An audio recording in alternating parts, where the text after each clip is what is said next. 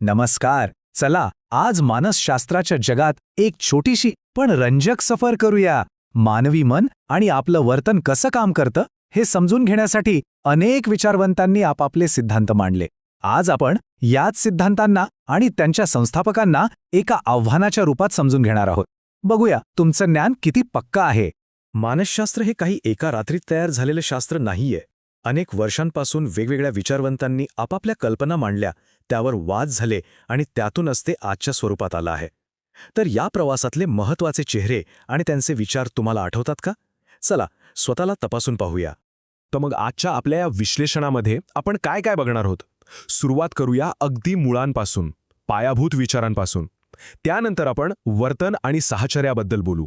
मग मनाच्या आत डोकावून बघू आणि शेवटी एक समग्र दृष्टिकोन घेऊन या सगळ्याची सांगड घालू.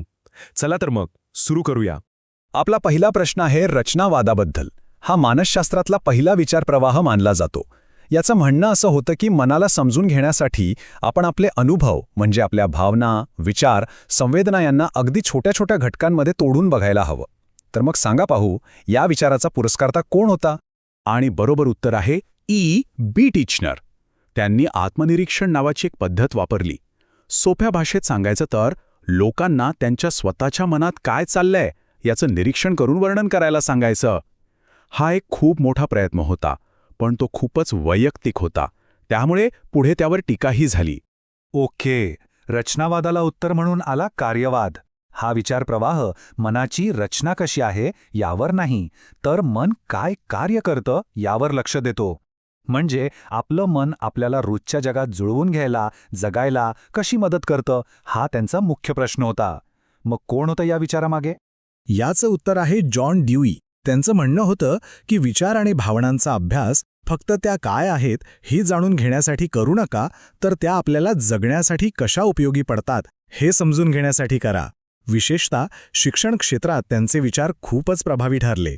आतापर्यंत आपण मनाच्या आत काय चाललंय याबद्दल बोलत होतो, पण मग काही जण म्हणाले हे सगळं ठीक आहे, पण जे दिसत नाही त्याचा अभ्यास कसा करणार? त्यांच्या मते मानसशास्त्राने फक्त त्या गोष्टींचा अभ्यास करावा ज्या आपण पाहू शकतो, मोजू शकतो, आणि ती गोष्ट म्हणजे वर्तन. या क्रांतिकारी विचाराला वर्तनवाद म्हणतात. कोण होता याचा प्रणेता? हे नाव आहे बी वॉटसन. त्यांनी म्हटलं की मन म्हणजे एक ब्लॅक बॉक्स आहे. आत काय चाललंय आपल्याला माहीत नाही. त्यामुळे आपण फक्त बाहेरून काय घडलं आणि त्यावर काय प्रतिक्रिया आली एवढंच बघूया. या विचाराने मानसशास्त्राला एक सायन्स म्हणून ओळख मिळवून दिली.